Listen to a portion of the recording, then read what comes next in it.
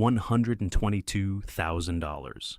That was my salary the year I quit, not counting the bonus, not counting the stock options that were about to vest, not counting the health insurance, the dental, the 401k match, the free lunch on Wednesdays, the ergonomic chair that cost more than my first car.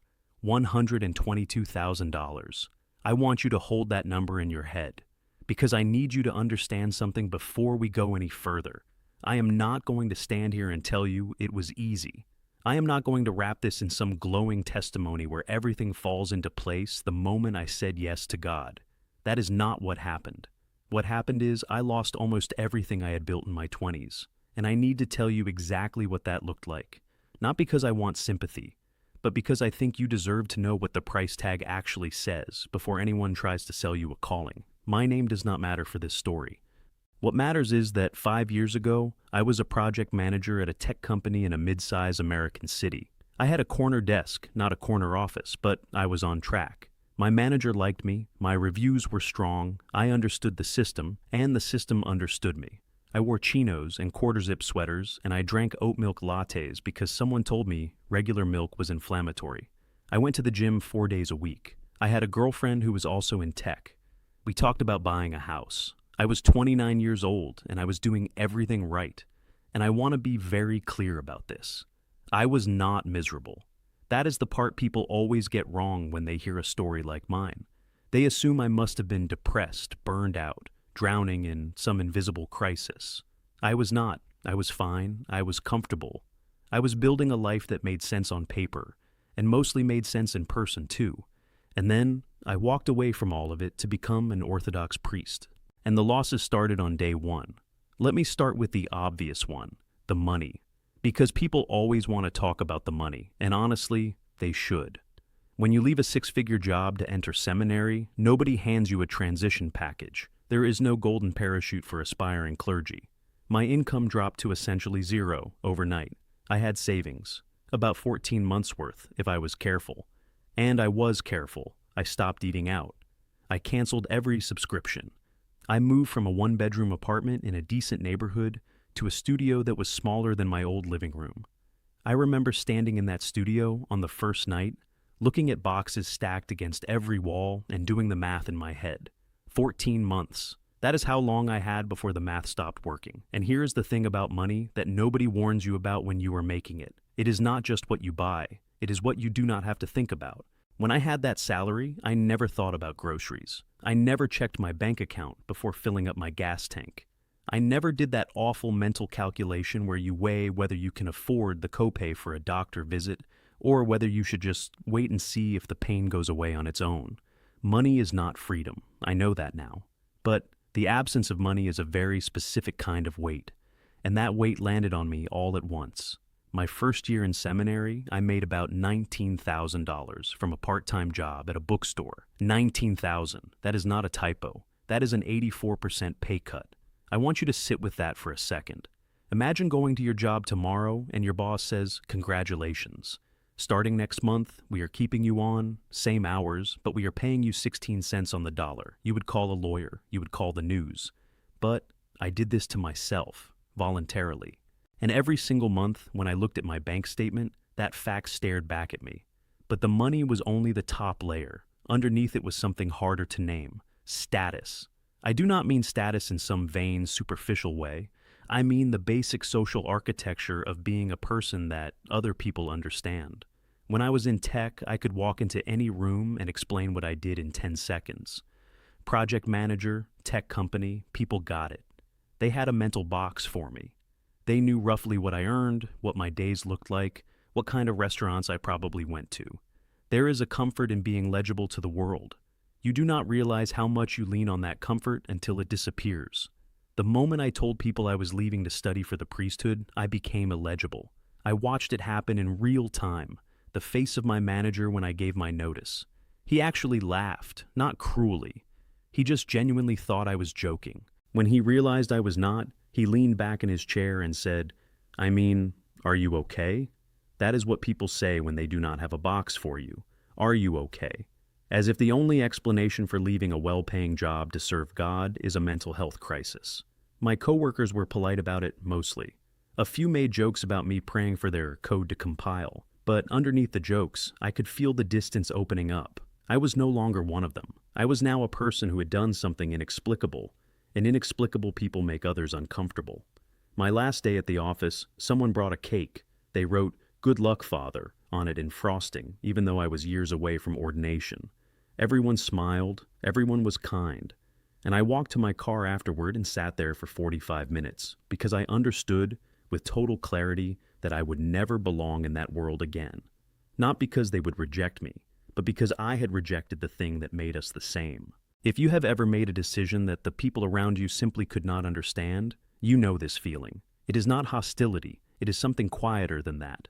It is the slow realization that the coordinates you use to navigate your social life no longer apply.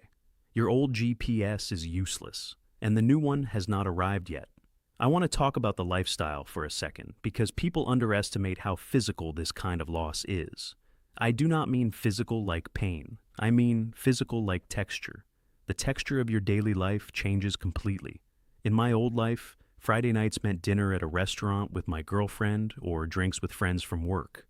Saturday mornings meant the gym, then brunch, then errands in a car that had heated seats and a decent sound system. Sunday was football or a hike, or sometimes just nothing.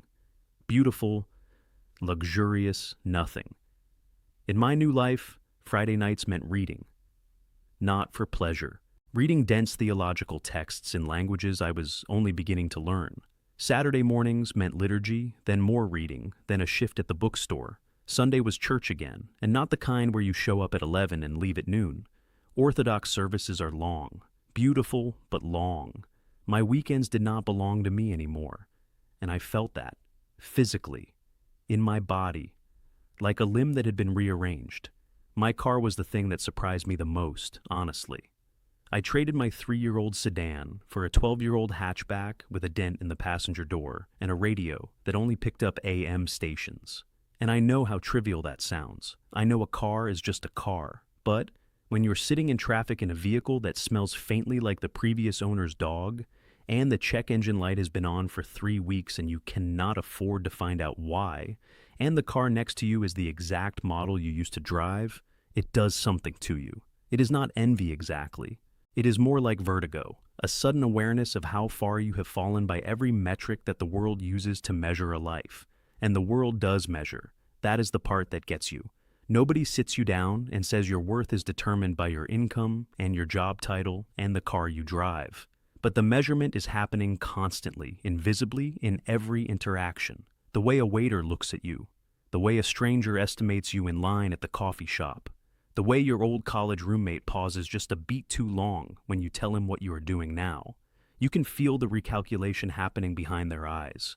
You can feel yourself being downgraded in real time. I lost access to a world that I had spent my entire adult life earning my way into. And the replacement world, the seminary, the church, the new community, it was not ready to receive me yet. I was in between. I was nowhere. I was a man with no legible identity, a shrinking bank account, and a 12-year-old car that smelled like someone else's dog. And I am only getting started. Let me tell you about the friends. Because losing money is one thing. Money is abstract. You can adjust. You can learn to live with less. But losing people is not abstract. It is the empty chair at the table. It is the group chat that goes quiet. It is the birthday party you were not invited to. Not because anyone is angry, but because you no longer fit the shape of the gathering. I had a tight group in my 20s, 5 guys from work and a couple from college who had ended up in the same city. We watched games together. We went on trips. We had a running joke about starting a podcast, the way every group of guys in their 20s has a running joke about starting a podcast. These were my people, and when I left tech, I did not lose them all at once. That would have been easier, honestly. What happened instead was slower, gradual, like a tide going out. At first, nothing changed. They texted. They invited me to things. But I could not afford the things they were doing anymore. That sounds simple, and it is. But simple things compound. When the group decides to go to a steakhouse and the cheapest entree is $40 and you are mentally calculating whether $40 wrecks your grocery budget for the week, you start making excuses. And after the 4th or 5th excuse, people stop asking. Not because they do not care, because they are busy, because the path of least resistance is to plan around the people who say yes. And I was becoming the person who always said no. But it went deeper than money. The real distance was conversational. My old friends talked about promotions, stock prices, vacation plans, the housing market, fantasy football, new restaurants. I was reading the Desert Fathers. I was learning to chant. I was wrestling with questions about the nature of suffering and the meaning of liturgical time. Try bringing that up at a sports bar on a Thursday night. Hey guys, you know what? I have been thinking a lot about St. John Chrysostom's commentary on vanity. Watch how fast the table goes quiet. I am not blaming them. I want to be absolutely clear about that. They were not shallow. They were living normal, full, legitimate lives. I was the one who had stepped off the map. And when you step off the map, you cannot be upset that the people who stayed on it cannot find you anymore. My closest friend in that group was a guy named Marcus. We had been tight since our first week at the company. Same sense of humor, same taste in music, same slightly unhealthy competitive streak about everything from darts to quarterly metrics. Marcus was the last one to fade. He held on longer than anyone. He would text me random stuff, memes, links, the kind of low-effort communication that actually means a lot, because it means someone is still thinking about you, and then one week the text stopped, and then another week, and then a month. And I sat in my studio apartment one night and scrolled back through our conversation and realized the last message was his, 6 weeks earlier, and I had never replied. I had been studying for an exam on patristic theology, and I had meant to reply, and I just forgot. And by the time I noticed, the gap had hardened into something that felt too awkward to bridge. That is how you lose a best friend, not with a fight, not with a betrayal, with a 6-week silence and a forgotten text message. I want to tell you about my family now, and I will be careful here, because these are real people, and they deserve their privacy. But the broad strokes matter. My father is an engineer, retired now, but an engineer his whole life. He believes in measurable outcomes. He believes in plans that make sense. When I told him I was leaving my job to pursue the priesthood, he did not yell. He did not argue. He just went very quiet for a very long time. And then he said, "I just want to make sure you have thought this through," which is my father's way of saying, "I think you are making a terrible mistake, and I love you too much to say that directly." My mother cried, not dramatically, just quiet tears while she washed the dishes that evening. She did not say anything about it, and I did not ask. But I knew what those tears meant.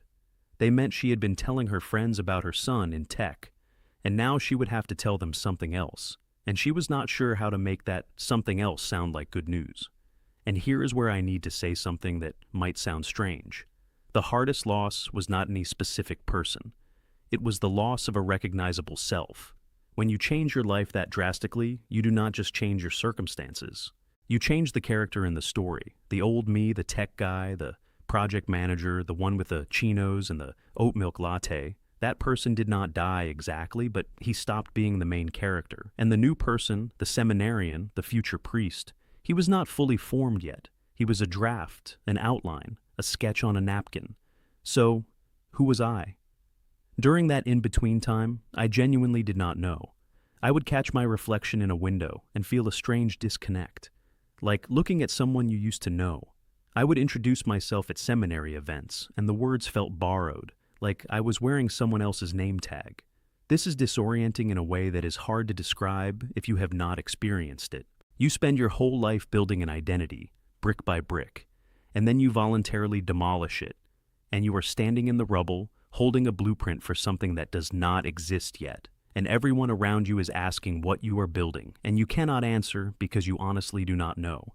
Now comes the part I almost did not include in this video. The doubts. Not the polite theological kind of doubts where you wrestle elegantly with the mysteries of faith. The ugly kind. The 3 a.m. kind. The kind where you are lying on a mattress on the floor of a studio apartment, staring at the ceiling, and a voice in your head says very calmly, "You ruined your life." That voice visited me more often than I would like to admit. It came on nights when I had spent 12 hours studying and could not make sense of the Greek. It came on mornings when I checked my bank balance and saw a number that would have embarrassed my 23-year-old self. It came one specific night. I remember this with terrible clarity, when I was walking home from the bookstore in January, in the kind of cold that makes your face hurt. And I passed a restaurant where my old team was having their holiday party. I could see them through the window, laughing, warm, holding drinks that cost more than my hourly wage. And I stood on the sidewalk in the dark and watched them and felt something that was not quite envy and not quite regret, but some awful hybrid of both. I want to be honest about what I thought in that moment. I thought I could go back. That was the specific sentence in my head. I could go back.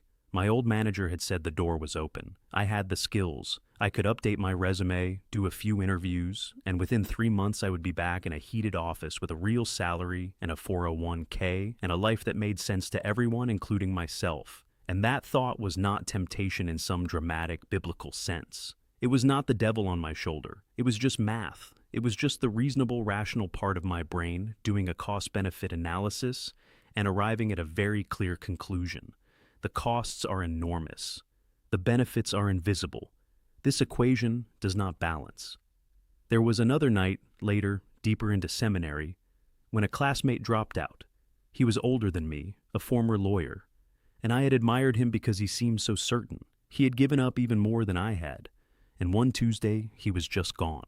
Packed up his apartment over the weekend and drove back to his old city. Someone told me he was back at his firm within a month, and I sat in the chapel that evening and could not pray. Not because I was angry, because I was jealous. He had done the thing I was afraid to admit I thought about doing. He had done the math and chosen the answer that made sense. And I was still here, holding an equation that did not balance, pretending I could see something on the other side that justified all of this.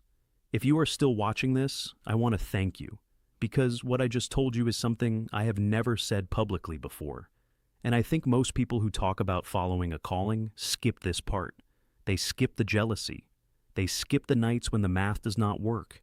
They skip the moment when you watch someone choose the rational path, and you feel not pity for them, but envy. Nobody puts that in their testimony. But if I do not put it here, then this video is just another story about a guy who gave up everything and felt great about it. And that is not what happened. What happened is, I gave up everything and spent 2 years not knowing if I had made the worst decision of my life. So if the score right now feels lopsided, if it feels like the losses are piling up with nothing on the other side, good. That is exactly what it felt like. Stay with me. The moment I am about to describe is not dramatic. I need you to understand that. There was no voice from heaven, no burning bush, no cinematic revelation with swelling music. It happened on an ordinary Wednesday in my 3rd year of seminary, and if I had not been paying attention, I might have missed it entirely. I was doing a hospital visit. This was part of our pastoral training. You go to the hospital, you visit people who have asked for a clergy visit, and you try to be present with them. That is the word they used in our training, present. At the time I thought it was a soft word, a vague word, the kind of word people use when they do not have anything concrete to offer. Just be present. What does that even mean? There was a woman on the 4th floor. I will call her Dorothy, which is not her name. Dorothy was 81 years old, and she was dying. Not in the abstract way that we are all dying, in the specific clinical way. Pancreatic cancer. Weeks, maybe. She knew it. Her family knew it. Everyone on that floor knew it. When I walked into her room, I expected grief. I expected fear. I expected the kind of heaviness that fills a room where someone is counting their remaining days. Dorothy was sitting up in bed, eating orange jello, and watching a game show with the volume too loud. She looked at me, looked at my cassock, and said, "Oh, good. They sent the young one. I like the young ones. You are not as boring yet." I sat down next to her bed, and I did not know what to say. They train you for these moments in seminary, but the training evaporates the second you are sitting next to an actual dying person who is eating jello and critiquing game show contestants. So I just sat there. And Dorothy talked. She talked about her husband who had died 11 years earlier. She talked about her garden, specifically a rose bush that she was worried nobody would prune correctly after she was gone. She talked about her daughter, who lived in another state and called every day but could not visit because of work. She talked about the Jell-O, which she said was not as good as it used to be, and I did not ask when yellow had been better because it did not seem like the right time to interrogate that claim. And then she stopped talking, and she looked at me. And she said something that I have thought about every single day since. She said, "You know, everybody who comes in here wants to fix something. The doctors want to fix my body. My daughter wants to fix my sadness. The social worker wants to fix my paperwork. But you are just sitting here, and I cannot tell you how much I needed someone to just sit here. That was it. That was the moment. Not a miracle, not a revelation.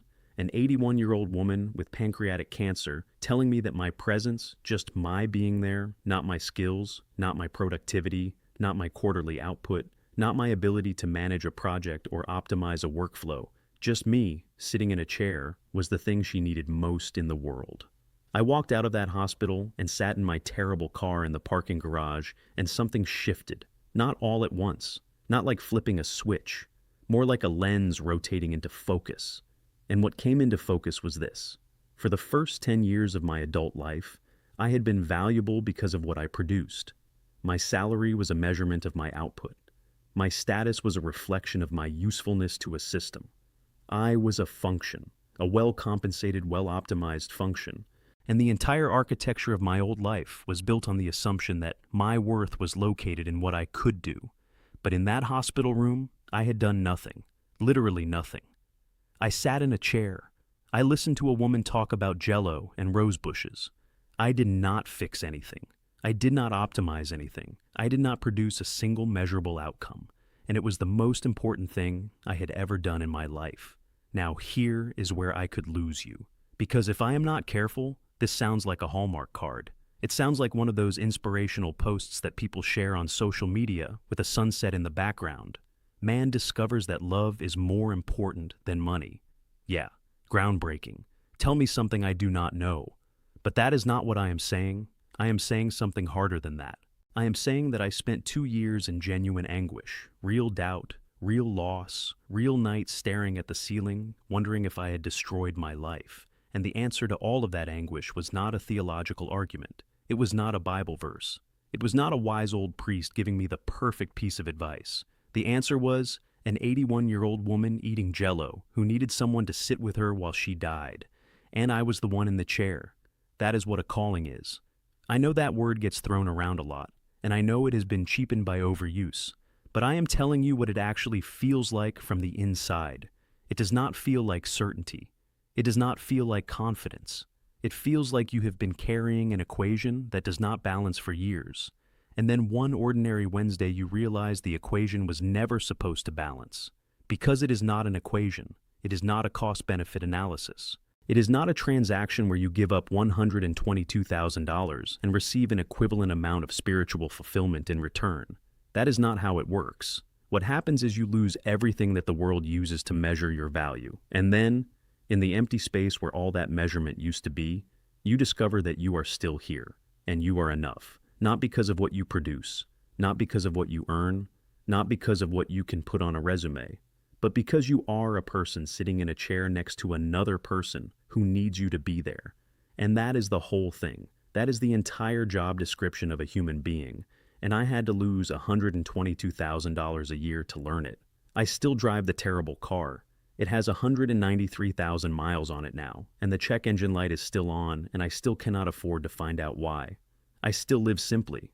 I still cannot go to the steakhouse with the group, although the group does not really exist anymore, not in the way it used to. Marcus texted me last Easter, out of nowhere, and said he had been thinking about me, and we talked for 2 hours, and it was not like before, but it was something. My father came to my ordination. He stood in the back of the church with his arms crossed, the way engineers stand when they are evaluating a structure, and afterward he hugged me and did not say anything, and that was the most my father has ever said. I am not standing here telling you to quit your job. I am not telling you to become a priest.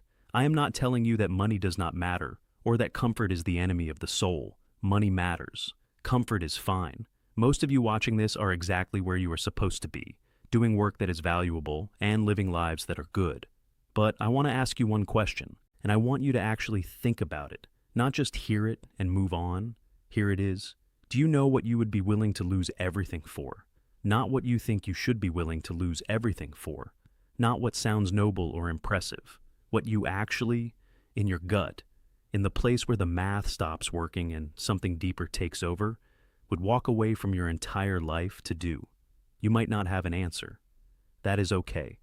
I did not have an answer for a long time either. But the question matters, because one day you might be standing on a sidewalk in the cold, watching your old life through a window, and you are going to need to know why you are out here instead of in there. And if you know why, you can survive anything. And if you do not, no salary in the world will keep you warm.